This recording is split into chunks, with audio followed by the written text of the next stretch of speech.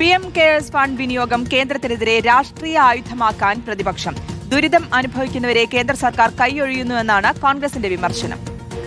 മഴക്കെടുതികളിലടക്കം ജനങ്ങൾ പ്രയാസപ്പെടുമ്പോഴാണ് കേന്ദ്രം കണ്ണടയ്ക്കുന്നതെന്നും കോൺഗ്രസ് വിമർശിച്ചു. 2024-25 വർഷത്തിൽ 452 കോടിയിൽ 87 ലക്ഷം രൂപ മാത്രമാണ് കേന്ദ്രം ചെലവഴിച്ചത്.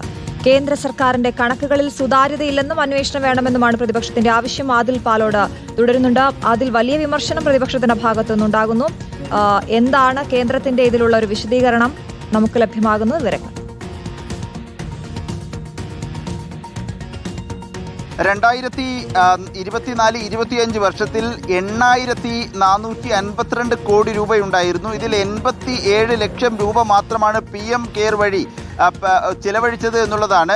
ഇതിനേക്കാൾ തുക സംസ്ഥാനങ്ങളിലെ മുഖ്യമന്ത്രിയുടെ ദുരിതാശ്വാസ നിധികൾ വഴി ചെലവഴിച്ചിട്ടുണ്ടാകുമല്ലോ എന്ന ചോദ്യമാണ് പ്രതിപക്ഷം ഉയർത്തുന്നത്. എന്തിനാണ് PM കെയറിലെ പണം ചെലവഴിക്കുന്നതിൽ പിശുക്ക് കാണിക്കുന്നത് എന്ന ചോദ്യം പ്രതിപക്ഷം ഉന്നയിക്കുന്നുണ്ട്. വളരെ പ്രധാനപ്പെട്ട മഹാമാരികൾ വരുന്ന സാഹചര്യത്തിൽ കൂടുതൽ സഹായം ജനങ്ങൾക്ക് ആവശ്യമുള്ള സമയത്തെല്ലാം ഈ പണം സ്ഥിര നിക്ഷേപമായി ഇട്ടിരിക്കുകയാണ് എന്നുള്ളതാണ് ലഭിക്കുന്ന കണക്കുകളിൽ നിന്ന് മനസ്സിലാകുന്നത്.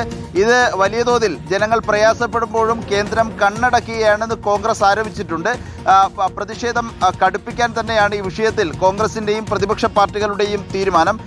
എന്നാൽ ഇതുവരെ കേന്ദ്ര സർക്കാരിന്റെ ഭാഗത്തു നിന്ന് ഇതിന്മേലൊരു വിശദീകരണം വന്നിട്ടില്ല. വരും ദിവസങ്ങളിൽ അത് ഉണ്ടാകുമെന്ന് പ്രതീക്ഷിക്കുകയും ചെയ്യുന്നുണ്ട്. ഫണ്ടിന്റെ 93%, അതായത് ആകെയുള്ളതിന്റെ 7,846 കോടി രൂപ ബാങ്കുകളിൽ സ്ഥിര നിക്ഷേപമായി സൂക്ഷിച്ചിട്ടുണ്ട് എന്നുള്ളതാണ് കണക്ക്. ഇതിനെതിരെയാണ് പ്രതിപക്ഷം വിമർശനം കടുപ്പിക്കുന്നത്. ശരിയാതെ വ്യക്തമാണ്.